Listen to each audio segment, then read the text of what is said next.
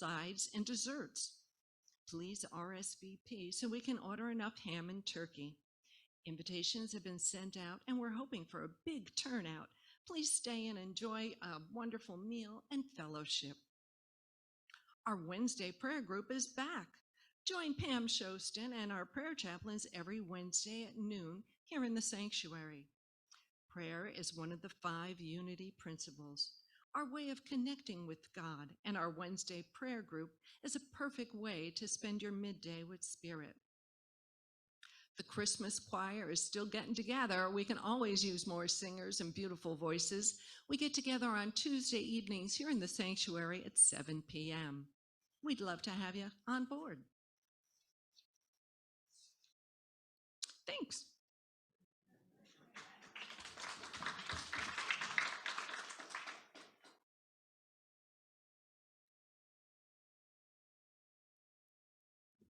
All right, and let's welcome Bob Sima and Shannon Plummer.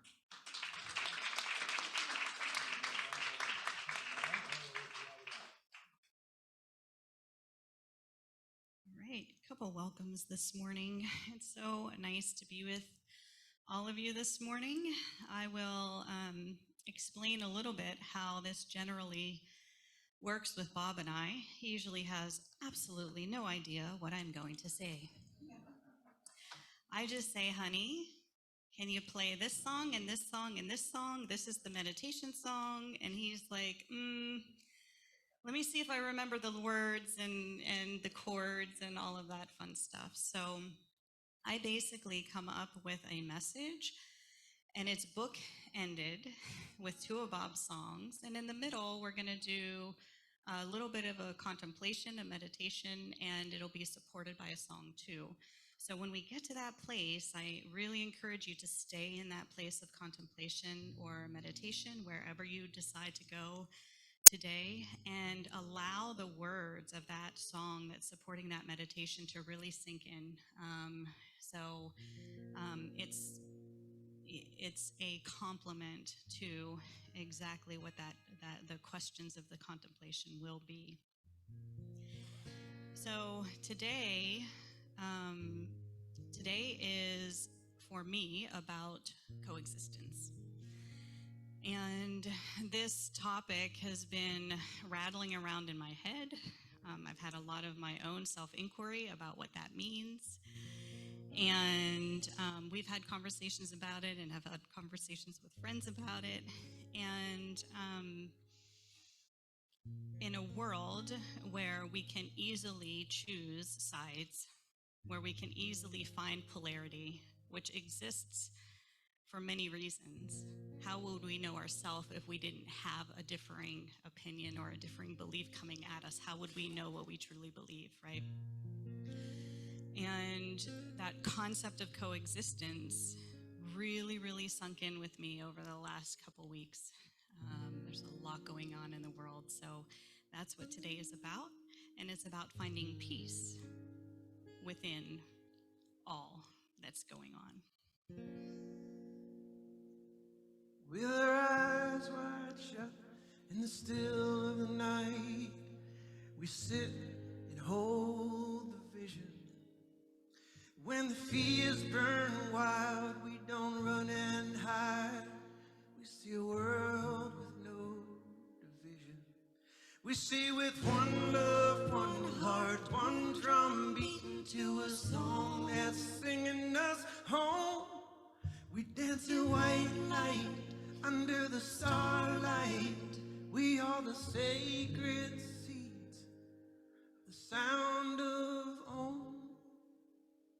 And we say, Aho, Amen, Om Shanti Om. And we say, Aho, Amen, Om Shanti Om. We are the movers and the shakers, the peacemakers. We are the movers and the shakers, the peacemakers. Well, in your eyes, I see my other side. You're a perfectly clear reflection.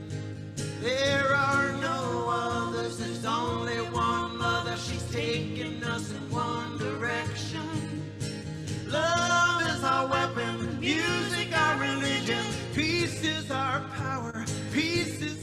mission. We don't separate or dominate. We appreciate and celebrate, and we say, Aho, Amen, Om Shanti Om, and we say, Aho, Amen, Om Shanti Om. We are the movers and the shakers and the peacemakers. We are the movers and the shakers and the peacemakers, and we can go higher, higher, higher still, and we can get louder, louder, louder. Yes, we will. We feel the power in the presence, the all, it's the essence, and in it we own this space.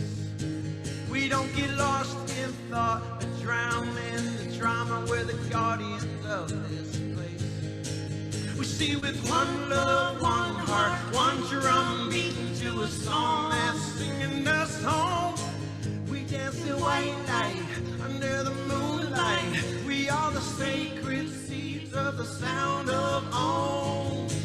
Oh, y'all sing it with us. And we say, Aho, Amen, Om Shanti Om. And we say, Aho, Amen, Om Shanti Om. We are the movers and the shakers and the peacemakers. We are the movers and the shakers and the peacemakers. We are the movers and the shakers and the peacemakers. We are the lovers and the leaders.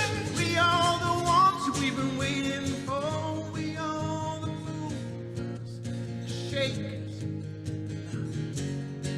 peacemakers. We say, Aho, Amen, Om Shanti Om. And we say, Aho, Amen, Om.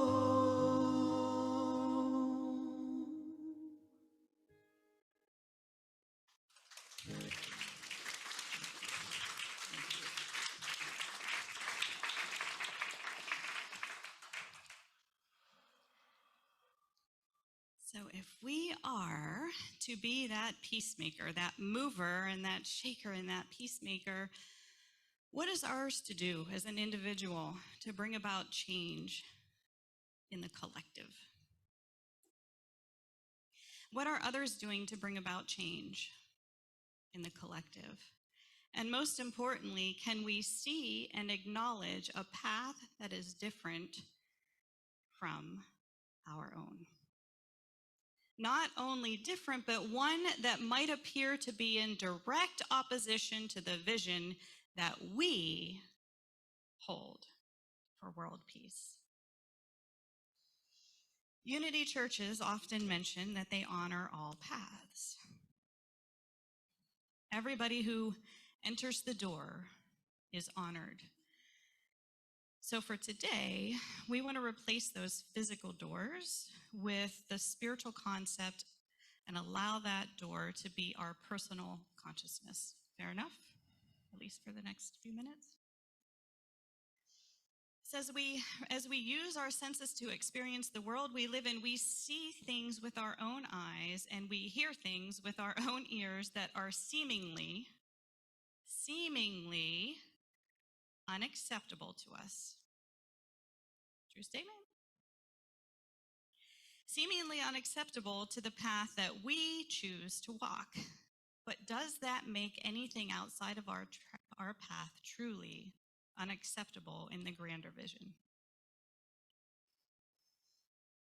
That's the question for your heart as we dig into this a little bit. And that question may trigger you. It may make you emotional. It can even activate some blessed unrest.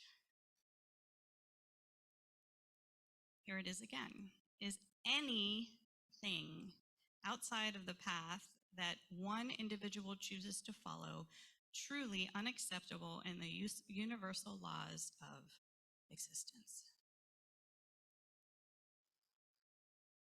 Charles Fillmore defined a peacemaker as one who has the ability to say peace to the turbulent waves of thought and have those thoughts obey. One who reduces to peace and harmony all the thoughts of strife, anger, and retaliation in his own mind. Notice that Fillmore refers to finding peace and harmony in one's own mind. So if we're searching for answers and justification for our state of peace in the outer world, I believe we will be on an insatiable quest. Every world religion speaks of inner peace to bring about the ripple effect of peace carried into the world. And suffering is simply the inability to experience peace. So, I am going to, as quickly as possible, try to take a little journey here through at least the 5 major religions, starting with the oldest, being Hinduism. The Bhagavad Gita declares that those who do not disturb others and are not disturbed by others are in turn closer to God. This state is possible only when the 3 gunas, the qualities that define our personality and behaviors, are in perfect equilibrium, or when sattva, a state of harmonious beingness, predominates. A person is unsettled when the gunas strive for dominance. Therefore, the Hindu scriptures encourage the cultivation of sattva, which is the key to experience peace. When sattva dominates, one becomes peaceful and qualifies for liberation. And that is the principal goal of human life, liberation. Hinduism teaches that when a person transcends the need to hurt any other life forms or living beings, including plants, and can also feel the pain and suffering of others without being disturbed by it, they reach the state of perfection. And liberation follows. Which leads us to Judaism.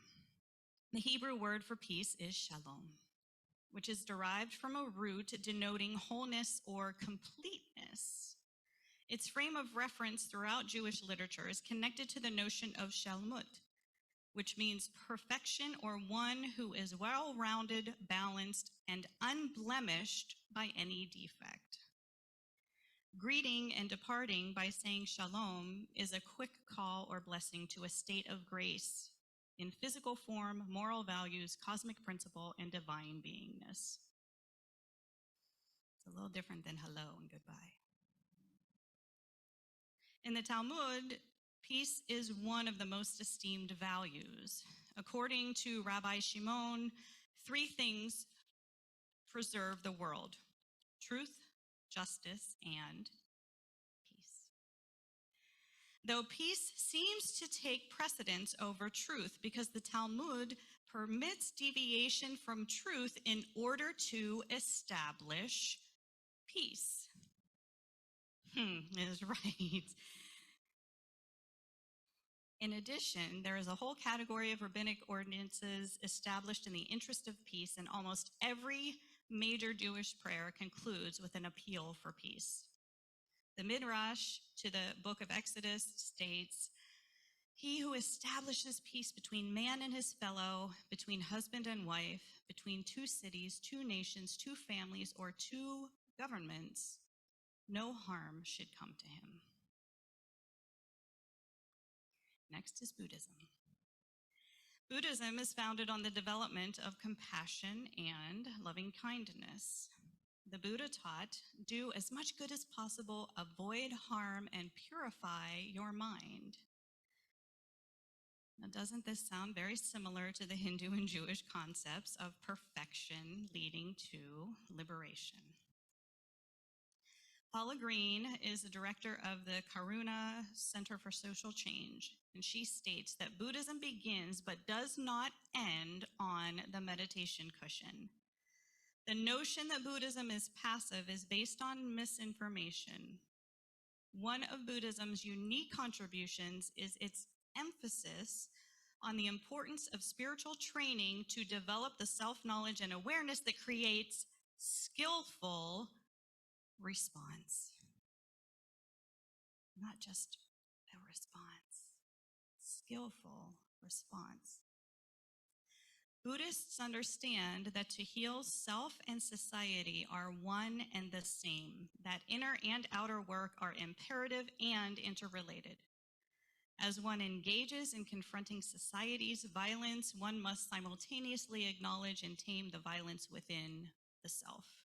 Personal and world peace are linked by the thoughts and actions of every human being in myriad ways we each contribute daily to a violent or a pleasant world. The Buddha was once asked by a disciple, would it be true to say that a part of our training is for the development of love and compassion? The Buddha replied, no. It would not be true to say this. It would be true to say that the whole of our training is for the development of love and compassion, which might lead to perfection and liberation. Continuing on, peace within Christianity is beautifully summed up by Yeshua's Sermon on the Mount. Blessed are the peacemakers, for they shall be called the sons and daughters of God. You have learned how it was said, you must love your neighbor and hate your enemy. But I say to you, love your enemies and pray for those who persecute you. In this way, you will be daughters and sons of your Creator in heaven. Together, Eileen Egan and Reverend John Deere refer to peacemaking by vowing to carry out the love and example of Yeshua through 4 different actions and deeds.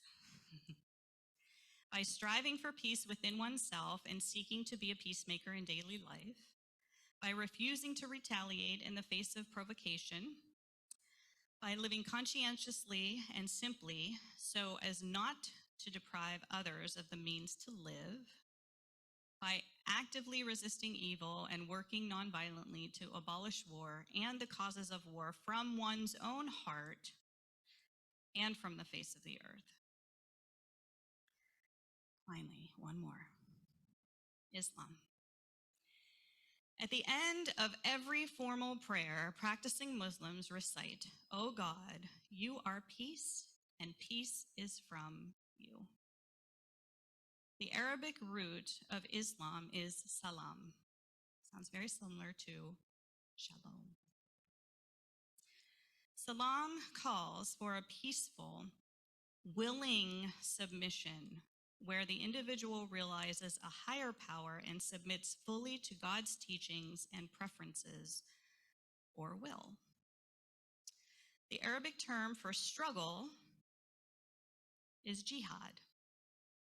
There are 70 different types of jihad, from social and economic to intellectual and emotional. The greatest jihad, according to the prophet, is the struggle with one's own ego and vices. Overcoming the greatest jihad brings about salam. As Rabia Harris with the Muslim Peace Fellowship suggests, for a Muslim, no principles are more basic or more contested. Peace is an intrinsic attribute of the ultimately real. Whoever serves peace serves God and will enter the infinite among the servants of God. The Quran supports that divine call by stating, "O soul at peace, return to your Lord well-pleased, well-pleasing. Enter among my servants, enter my garden." Harris continued, "If we do not plant that garden in this world, we will not be harvesting it in the next." In today's world, many of us claim to want peace, but our emotions often challenge that. We convince ourselves that our judgment is justified because it is based on belief and truth. Our belief and our truth. So, it is acceptable to discredit or make assumptions about someone else's quality of intentions based on what we think we know about their views on religion, spirituality, politics, sports, food choices, relationship status, job selection, living situation, hairstyle, clothing, if you like Coke or Pepsi. I mean, how much more divided can we possibly want to be, people? Does that really matter? When in reality, we create suffering within ourselves and between ourselves and others by considering that our belief and our truth is more well-intended than somebody else's. Or that our belief and our truth will motivate more acceptable action toward a peaceful humanity. As Fillmore suggests, we will not fully resolve that turbulence until we emerge from our emotional state of self-absorption. So, with all that, I want to invite you into a contemplation. And simply find yourself comfortable in the chair. If you wish to close your eyes, feel free. Find a position that's most comfortable for you. And allow your physical body to receive a breath. Allow that breath to activate every cell in your being. As you receive another breath, allow that breath to move beyond your physical self and activate your emotional body, your mental body, your spiritual body.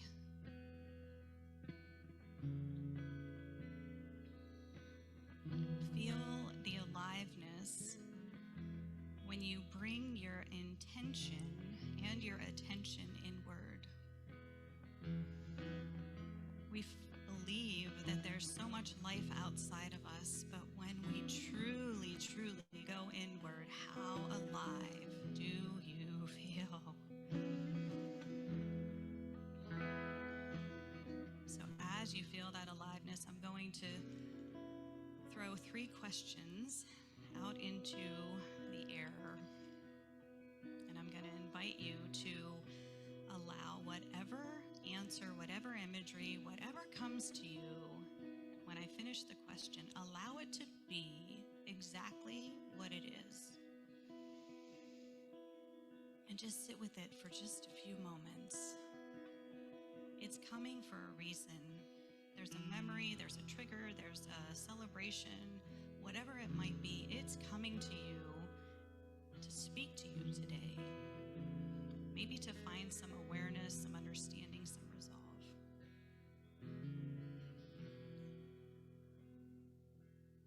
What thoughts and emotions and impurities of your own mind cause friction or callous or conflict within your spirit?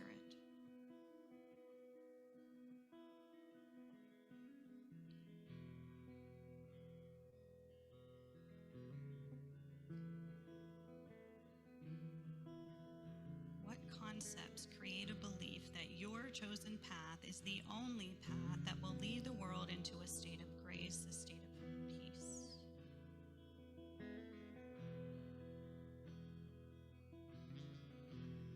Where were those concepts birthed?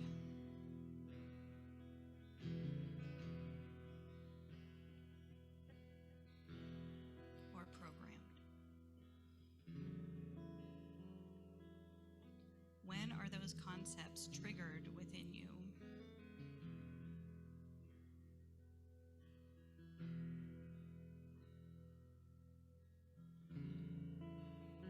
When do you find yourself so disturbed by another that you are unable to find your own inner peace?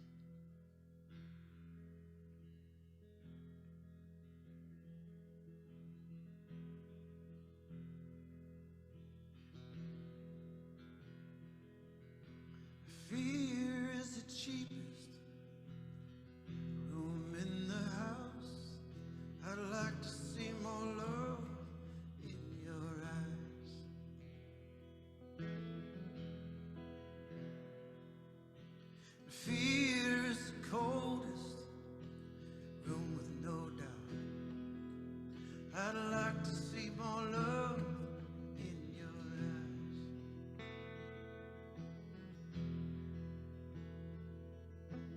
Fear's a flame only a heart can blow out. I'd like to see more love in your eyes.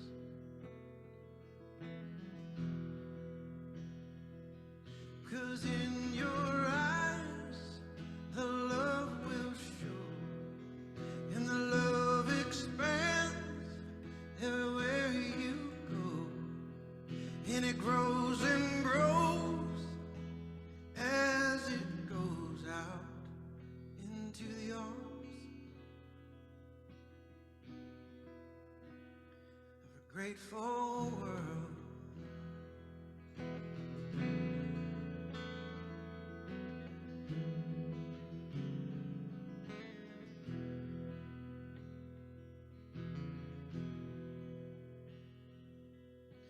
Greed is the oldest trick in the book.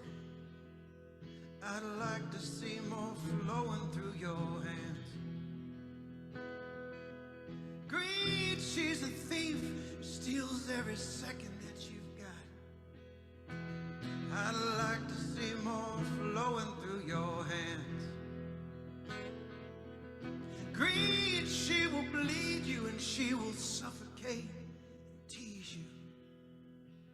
I'd like to see more flowing through your hands.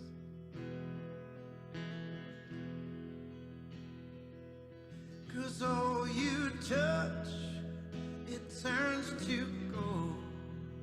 And when you release it, it turns into more. And it never ends, it goes on and on. Into the arms of a grateful world.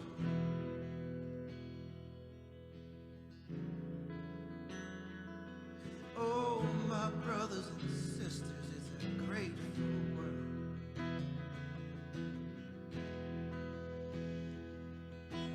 Come with me, together we'll go to see the friend. I'd like to see you taste some of her medicine. Come with me, we'll play a prayer out on the wind. I'd like to see you taste some of her medicine. Come with me, we'll lay a kiss down on the land. I'd like to see you taste some of her medicine.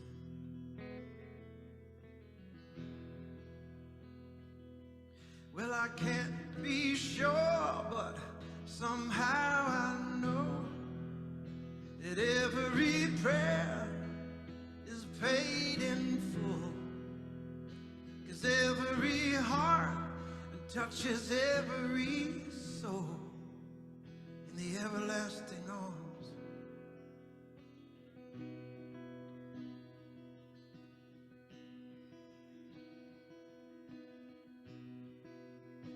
of a grateful world.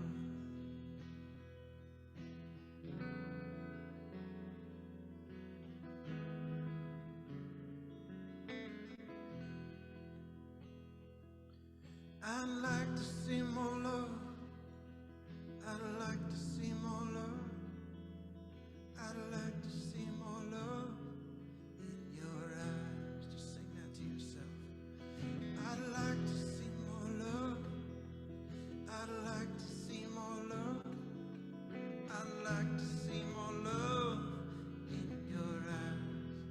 I'd like to see more flowing. I'd like to see more flowing. I'd like to see more flowing. I'd like to see more flowing through your hands. I'd like to see more flowing. I'd like to see more flowing. I'd like to see more flowing through your hands. I'd like to see you taste. I'd like to see you taste. I'd like to see you taste. I'd like to see you taste some of the medicine.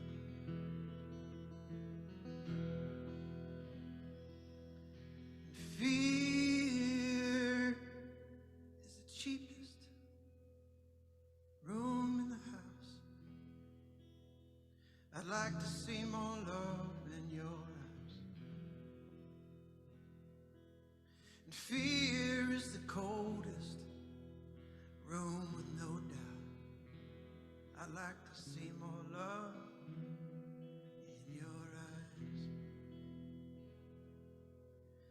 And fear's a flame only your heart can blow out.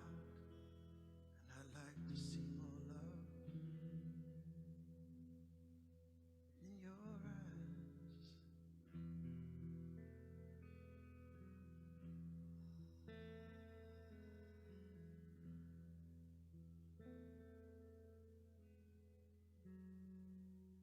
As we stay in that space for just a minute longer, I invite you to activate your heart space. Allow your breath to expand your heart space and blow out whatever flames you are ready to resolve. You are ready to shift into a compassionate, loving, kind, gentle, understanding perspective.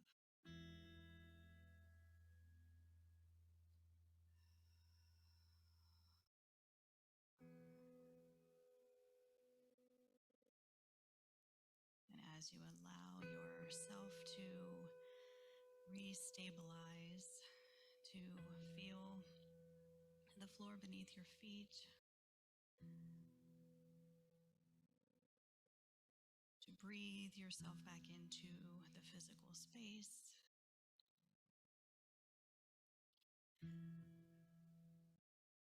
I will invite you to carry on that practice of expanding that heart space and using that love, that peace, that compassion to blow out those flames that you might feel are burning in front of you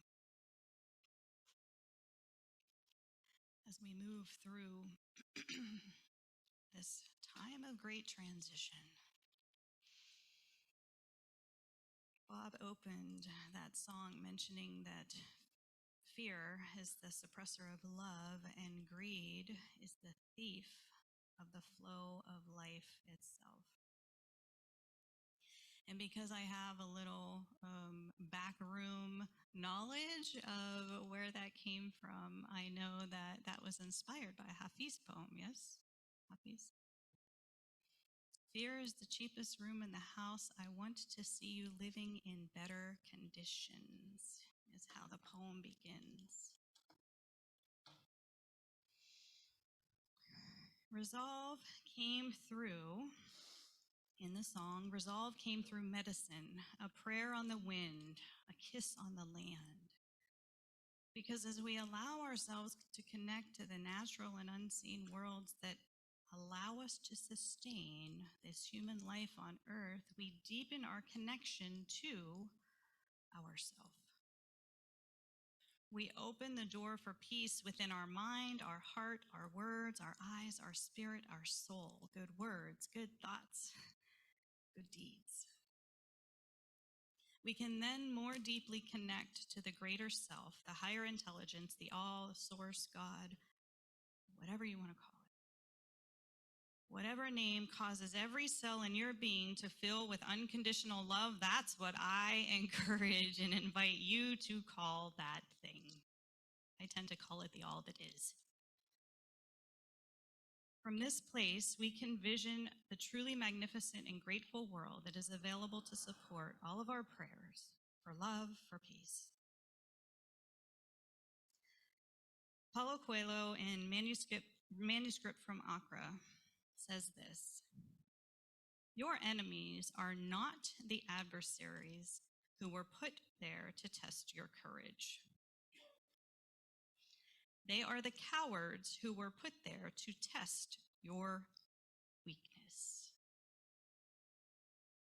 Your enemies are not the adversaries who were put there to test your courage. They are the cowards who were put there to test your weakness. Have you ever wondered if the suffering that humanity has experienced over millennia are divine acts that purposefully trigger societies into action. Have you ever pondered if every scenario that we see or we perceive as threatening, fanatic, extreme, are divinely inspired to raise the consciousness of the observers, ready to make a shift in their consciousness?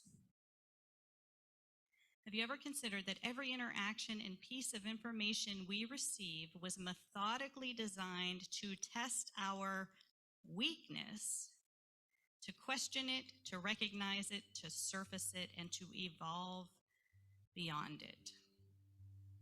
Have you ever asked yourself if these seemingly unacceptable things are intrinsic to the spiritual evolution of humanity? Because without them, we would not question our own spirituality and our own desire for inner peace. Have you ever really and truly questioned if every path, seemingly peaceful or seemingly unpeaceful, is actually necessary? I posed a question when we started this. When we experience something that we label unacceptable, does it make it unacceptable in the absolute sense? I don't have that answer. I don't know that any of us have that answer. But that question is what has been rattling around in my consciousness for a couple weeks now. If God is in every energetic particle of everything on and within the universe, I can't help but believe that the ultimate ideal of compassion, loving kindness, and world peace will only be revealed when we reach that state of grace, of perfection, of complete non-disturbance with everything inside and outside of us. I believe that is coexistence. Not the coexist where we just want to be around people who think and believe and behave like we do. How boring would that be? Come on, people. The coexistence that reminds us of our sovereignty, the sovereignty of every other living being, and the beautiful dance we can share together if we allow ourselves to hear the call of the music. We were interviewed the other day on a podcast called A Funny Way of Looking, and we were having a bit of a conversation about sovereignty.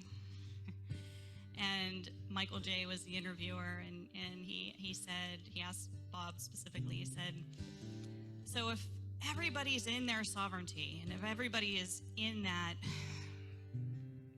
everything can happen around us, we are good with where we are, we're allowing everybody to be where they are, it's all part of the master plan. Like, where does that stand? Like, if everybody was in their sovereignty, would there be unity, or would it cause anarchy? And I'm like, wow, here we go. Polar extremes once again.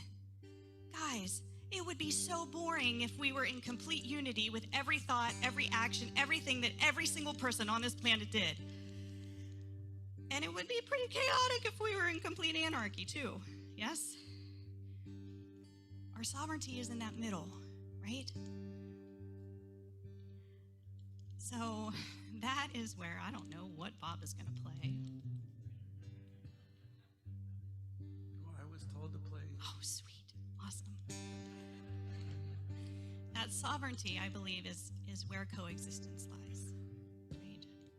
When we're okay with ourselves so much that we can be okay with anything that happens around us, and we can still find that sense of love and that heart expansion to send to every scenario that's occurring.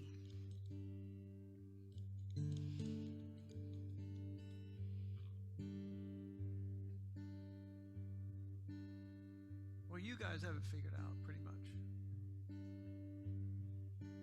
Because it's not like everybody's sitting over here. Most people.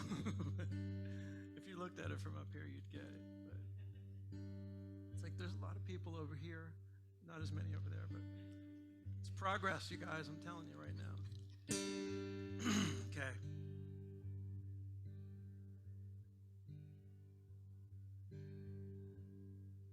Every time a shot rings out in the night, the song gets a little bit louder. Every time we say goodbye to another innocent life, the song gets a little bit louder. Every time we turn the page to rage, the song gets a little bit louder.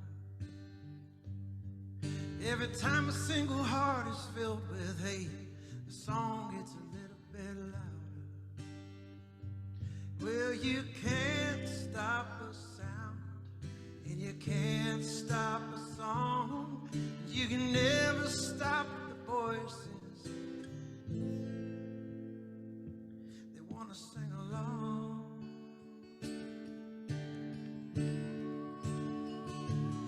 Every time we feel the grip of fear, the song gets a little bit louder. Every time the smell of ignorance is near, the song gets a little bit louder. Every time the face of greed appears, the song gets a little bit louder. Every time the fist of justice disappears, the song gets a little bit louder. Well, you can't stop a sound, and you can't stop a song, and you can never stop the voices that want to sing along.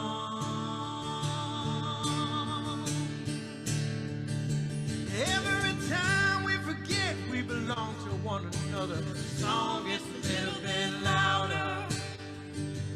Every time we deny that we're sisters and brothers, the song gets a little bit louder. Every time we judge a book by its cover, the song gets a little bit louder. Every time we divide by creed and color, the song gets a little bit louder.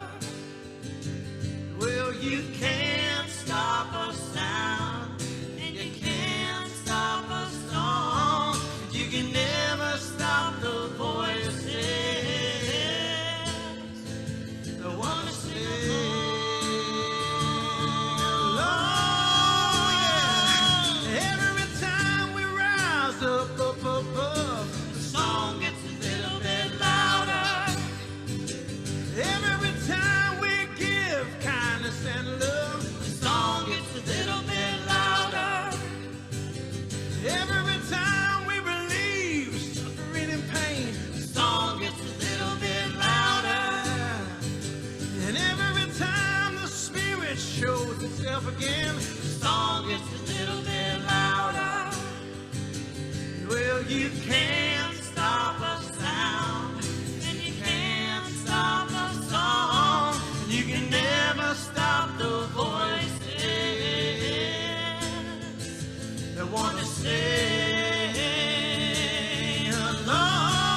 along with the sound of the song that we sing together. With the sound of the song we sing.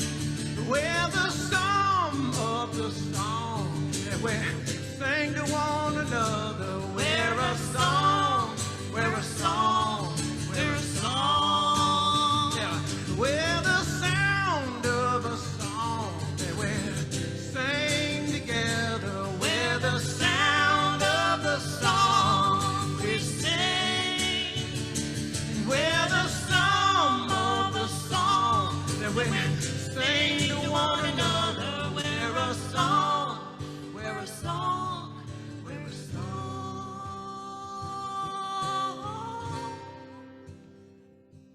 In the sound of your breath, you will always hear the song gets a little bit loud. In the whisper of the wind, you will always hear the song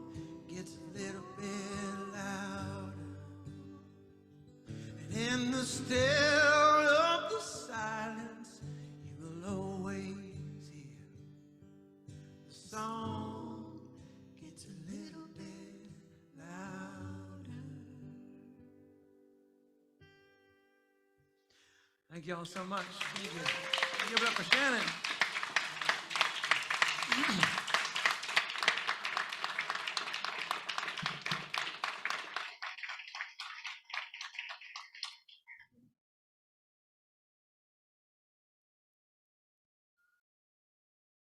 Inspiring message. Now we move, yeah, right?